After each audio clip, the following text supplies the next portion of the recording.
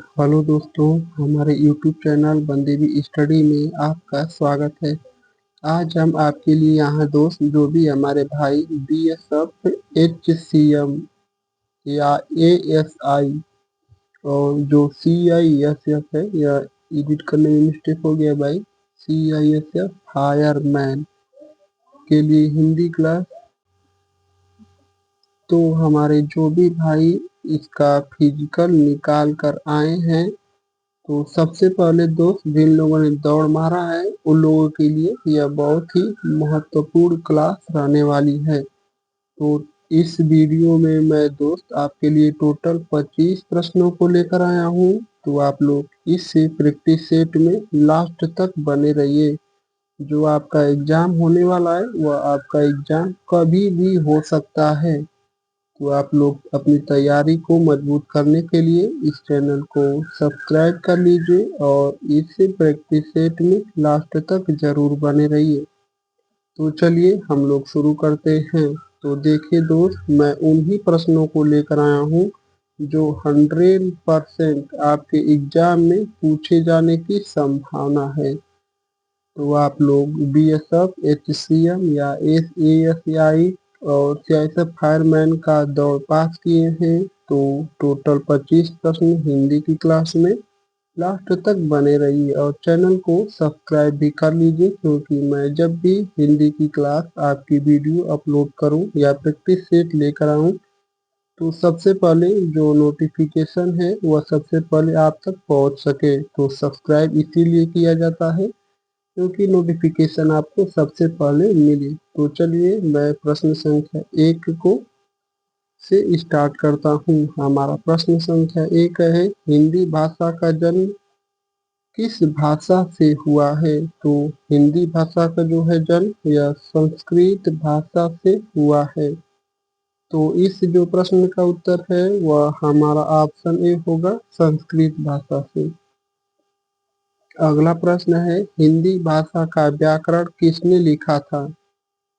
तो जो हिंदी भाषा का यह व्याकरण है, इसको किसने लिखा था? तो हिंदी भाषा का जो हमारा व्याकरण है वह पंडित किशोरीदास वाजपेयी द्वारा लिखित है, ऑप्शन बी।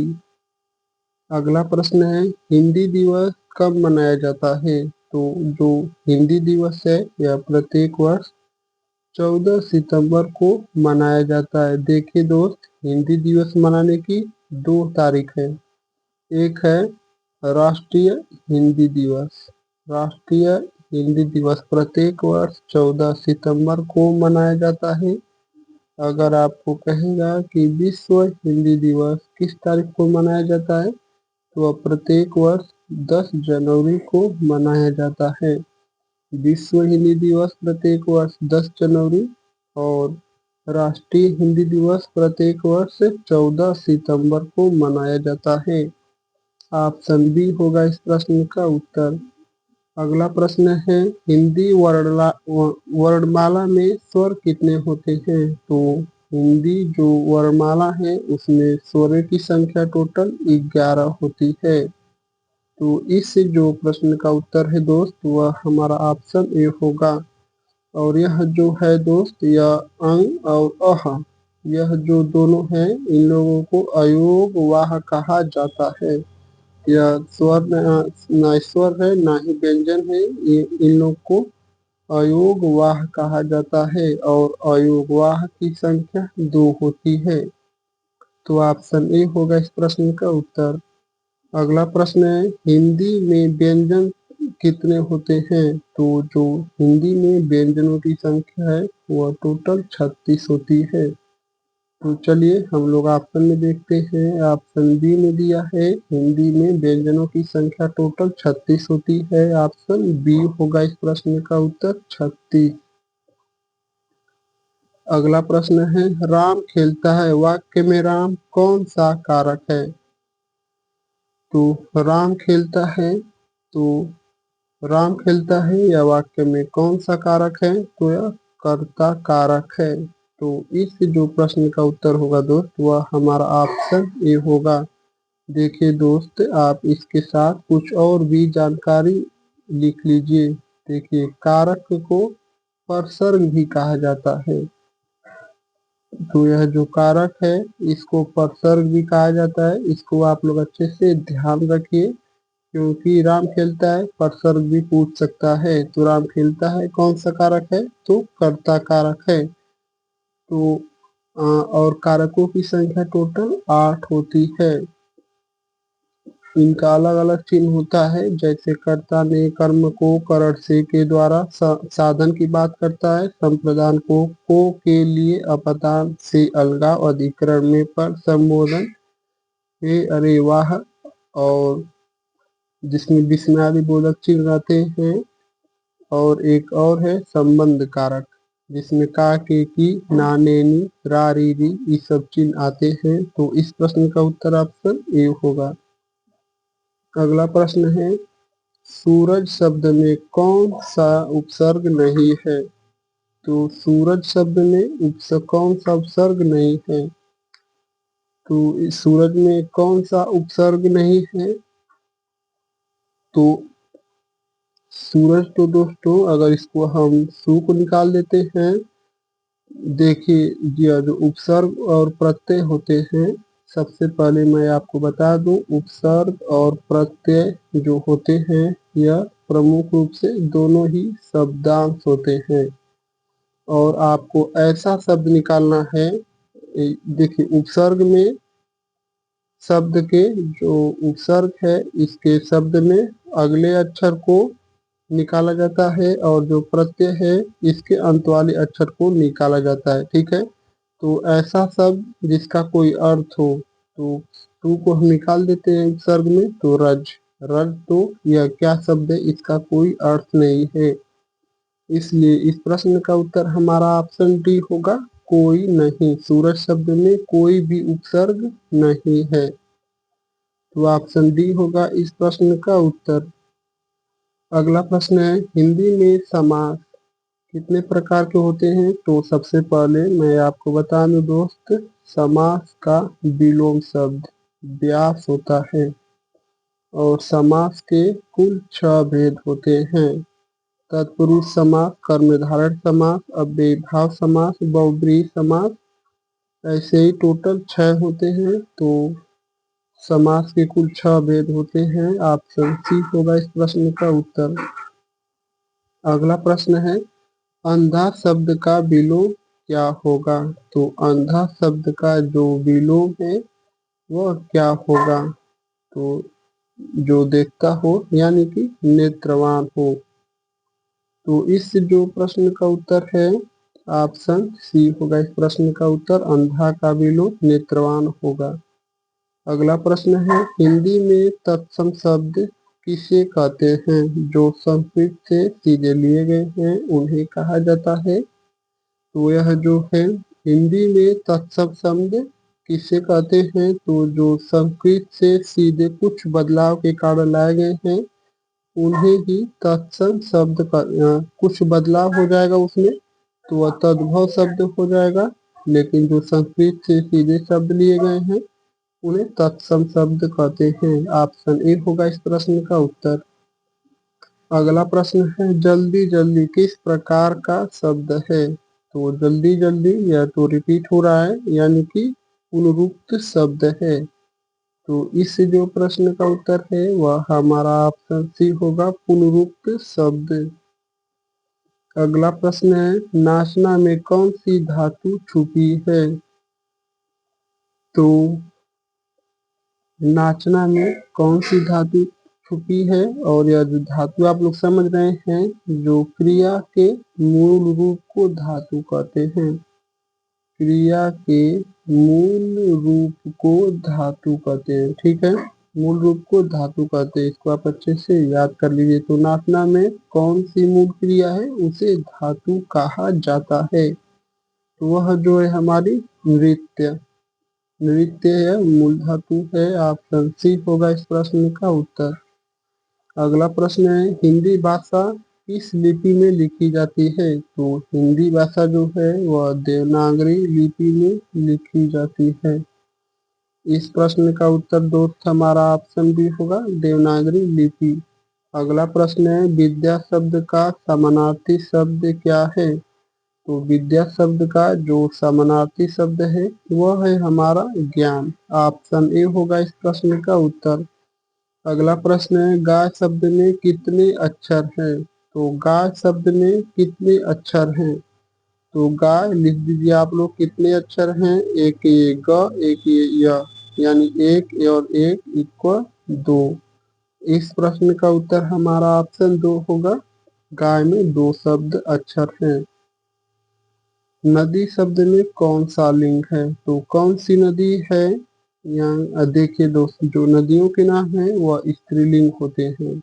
तो कौन सी नदी है? गंगा नदी है कि यमुना है कि कृष्णा है कि गोदावरी की कोसी की ब्रह्मपुत्र, कौन सी नदी है? तो नदियों के नाम स्त्रीलिंग होते हैं।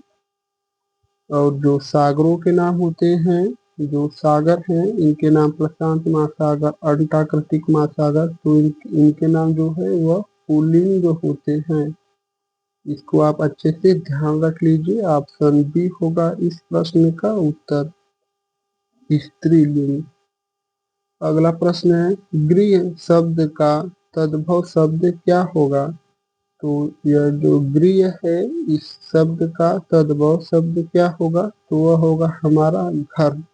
देखिए दोस्त, यह जो गृह लिखा है, गृह मतलब ग्रह होता है। सॉरी दोस्त, यह जो गृह लिखा है इसका अर्थ मतलब घर होता है। और गृह ऐसे लिखा जाता है और लेकिन ग्रह ऐसे लिखा जाता है। इसको भी आप अच्छे से ध्यान में रखिए। गृह और ग्रह में बहुत ही अधिक फर्क है। ऑप्शन ए होगा इस प्रश्न का उत्तर, घर। अगला प्रश्न है, प्रेमचंद्र किस भाषा के प्रसिद्ध लेखक थे? तो जो मुंशी प्रेमचंद्र हैं यह किस भाषा के प्रमुख प्रसिद्ध लेखक थे? तो यह जो है हमारे हिंदी के मुंशी जो प्रेमचंद्र हैं, ये हिंदी भाषा के प्रमुख लेखक प्रसिद्ध हैं। ऑप्शन ए होगा इस प्रश्न का उत्तर। अगला प्रश्न है, हिंदी में उपसर्ग कौन सा है? तो आप लोगों को हिंदी का उपसर्ग बताना है, ठीक है। और उपसर्ग और प्रत्यय दोनों ही शब्दांश होते हैं। जो यह उपसर्ग और प्रत्यय हैं यह दोनों ही शब्दांश होते हैं। और यह जो है दोस्त, उपसर्ग शब्द के पहले लगाया जाता है और प्रत्यय शब्द के अंत में लगाया जाता है। तो हिंदी का उपसर्ग कौन सा है? तो वह जो है हमारा सु।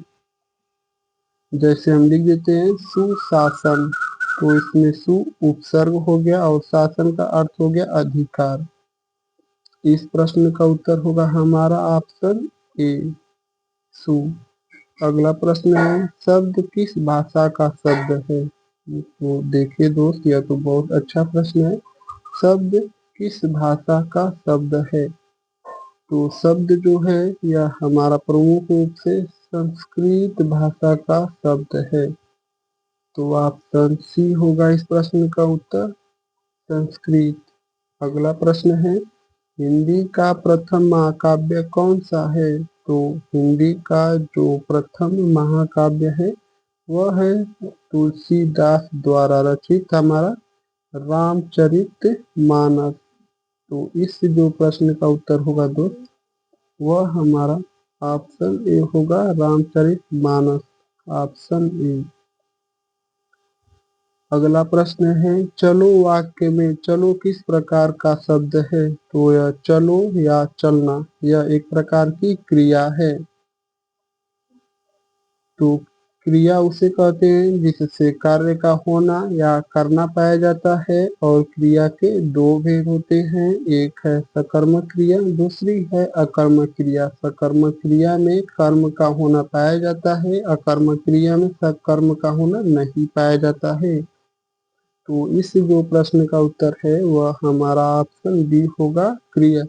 देखिए दोस्त, यह विशेषण संज्ञा सर्वनाम सभी मैं आपको अच्छे से समझा देता, लेकिन यह जो मेरी मतलब व्यवस्था है यह ठीक नहीं है। तो व्यवस्थाएं के अनुसार मैं आप लोगों को यह सब कुछ धीरे धीरे समझाता हुआ चलूंगा। लेकिन सबसे पहले आपको हमारे चैनल को सब्सक्राइब करना होगा। अगला प्रश्न है, हिंदी में एक वचन के कितने प्रकार होते हैं? तो हिंदी में जो वचन होते हैं वह केवल दो होते हैं। हिंदी में वचनों की संख्या दो होती है। एक है हमारा एक वचन और दूसरे है हमारा बहुवचन। बस यही दो होते हैं। तो और क्या पूछा है? हिंदी में एक वचन जो है एक वचन है इसके कितने प्रकार होते हैं? तो एक वचन के कितने प्रकार होते हैं? तो केवल दो होते हैं। तो इस जो प्रश्न का उत्तर है वह हमारा ऑप्शन बी होगा, दो। अगला प्रश्न है, मीठा शब्द में कौन सा विशेषण है? तो देखिए विशेषण पूछा है ना, तो विशेषण मैं आप लोगों को अच्छे से समझा दे रहा हूँ। आप लोग नोट कर सकते हैं या याद भी कर सकते हैं। कहिए तो मैं पूरा विशेषण भी समझा दूं। यह तो बहुत आसान है दोस्त, सिर्फ 2 सेकंड लगेंगे आपको समझने में। और एक है यह विशेषण, तीनों को अच्छे से मैं समझा देता हूँ। पहली बात, यह जो विशेषण है इसके टोटल 4 भेद होते हैं। एक यह है गुणवाचक विशेषण, संख्यावाचक, परिमाणवाचक, और एक होता है सार्वनामिक विशेषण। एक होता है सार्वनामिक हमारा विशेषण। तो विशेषण किसे कहा जाता है? संज्ञा या सर्वनाम की विशेषता बताने वाले को विशेषण कहा जाता है। और यह प्रविशेषण किसे कहा जाता है? तो विशेषण की विशेषता बताने वाले को प्रविशेषण कहा जाता है। और विशेष्य जिसकी भी विशेषता बताई जाती है उसे विशेष्य कहा जाता है। और मीठा शब्द, तो मीठा एक गुणवाचक विशेषण है। विशेषण के कुल 4 भेद होते हैं। मैं आप लोगों को चारों समझा दिया हूँ। एक यह है गुणवाचक विशेषण, और संख्यावाचक, परिमाणवाचक, और एक लास्ट है सार्वनामिक विशेषण। तो ऑप्शन ए होगा इस प्रश्न का उत्तर। अगला प्रश्न है 25, सफेद शब्द का विलोम क्या होगा? तो यह जो है दोस्त हमारा 25वां लास्ट प्रश्न था। तो इस जो प्रश्न का उत्तर है वह आप लोग को कमेंट करके बताना है। तो आप लोग कमेंट करके जरूर बताइए। देखिए दोस्त, अगर हमारे चैनल पर आप पहली बार आए हैं तो हमारे चैनल को सब्सक्राइब कर लीजिए। आप लोग को वीडियो अच्छी लगी है तो एक लाइक जरूर से कर दीजिए। और आप यह भी कमेंट करके बताइए कि इन सभी 25 प्रश्नों में से आपको कितने प्रश्नों का जवाब सही सही पता था। और देखिए दोस्त, सब्सक्राइब इसीलिए किया जाता है क्योंकि मैं कोई भी वीडियो या प्रैक्टिस सेट लेकर आऊँ तो सबसे पहले नोटिफिकेशन आप तक पहुंच सके, इसीलिए सब्सक्राइब करने के लिए कोई बोलता है। तो सब्सक्राइब करना मत भूलना दोस्तों। चलिए हम यहीं पर अपनी प्रैक्टिस सेट को क्लोज करते हैं। आप लोग का बहुत बहुत धन्यवाद दोस्तों।